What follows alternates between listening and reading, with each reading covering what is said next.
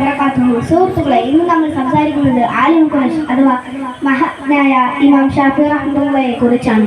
അത് കേട്ടാൽ തന്നെ മനസ്സിലാവും വലിയൊരു വിദ്യാസമ്പന്നനായിരുന്നുവെന്ന്. പ്രവാചകൻ നബി സല്ലല്ലാഹു അലൈഹി വസല്ലം പറഞ്ഞിട്ടുണ്ട്, ലാ തസബ്ബു ഖുറൈശൻ ഫഇന്ന അലൈഹാ യംലഉൽ അർള ഇൽമാ. അറിവ് കൊണ്ട് ഭൂമി നിറയുമെന്ന് കേട്ടാൽ എനിക്ക് തോന്നി പുസ്തകങ്ങൾ കൊണ്ട് ലിറ്ററലി ഭൂമി നിറഞ്ഞിരിക്കുമോ എന്ന്. അല്ല, അതിന്റെ അർത്ഥം അദ്ദേഹത്തിന്റെ അറിവ് ലോകമെമ്പാടും പരക്കുമെന്നാണ്. ഇമാം ഷാഫി റഹ്മത്തുള്ളാഹി അഹ്ലുൽ ബൈത്തിന്റെ സന്തതിയാണ്. അത് കേട്ടാൽ തന്നെ അദ്ദേഹത്തിന്റെ മഹത്വം മനസ്സിലാകും. പക്ഷെ അദ്ദേഹം ആരുടെ അടുത്താണ് പഠിച്ചത്? ഇമാം മാലിക് റഹ്മത്തുള്ളാഹിയുടെ അടുത്ത്.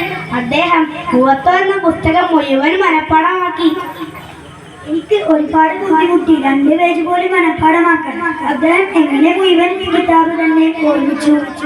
അത് തന്നെയാണ് അദ്ദേഹത്തിന്റെ പ്രത്യേകത. അറിവ് കൊണ്ട് നിറഞ്ഞ ഹൃദയം. പിന്നെ ഇമാം ഷാഫി റഹ്മത്തുള്ളാഹി കവിതകൾ എഴുതുന്നുണ്ടോ? അതെ, അദ്ദേഹം ഒരു വലിയ കവിയുമായിരുന്നു.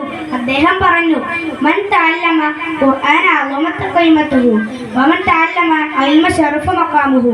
ഖുർആൻ പഠിക്കുന്നവന്റെ വില ഉയരും, അറിവ് പഠിക്കുന്നവന്റെ സ്ഥാനം മഹത്വപ്പെടും. അതുകൊണ്ടാണ് അതേപോലെ നമ്മളോട് ഹോംവർക്ക് ചെയ്യണമെന്ന് പറയുന്നത്.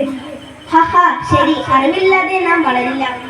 അദ്ദേഹം മിസ്രിലേക്ക് പോയ ശേഷം വലിയ ഗ്രന്ഥങ്ങൾ എഴുതുകയും അൽപ്പം പോലുള്ള പുസ്തകങ്ങൾ മുസ്ലിം ലോകത്തിൽ നൽകി. അൽ ഹിന്ദ്, മലായവ്, ഷാം, മിസ്ർ അങ്ങനെ എല്ലായിടത്തും ഇന്നും ഷാഫി മദ്ഹബ് പിന്തുടരുന്നവരുണ്ട്. അതിനാൽ സുഹൃത്തുക്കളെ, നമുക്ക് ഇമാം ഷാഫി റളിയല്ലാഹുവിന്റെ ജീവിതത്തിൽ നിന്ന് പഠിക്കേണ്ടത്: 1. അറിവ് തേടുക.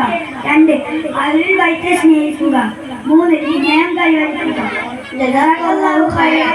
അസ്സലാമു അലൈക്കും വറഹ്മത്തുള്ളാഹി.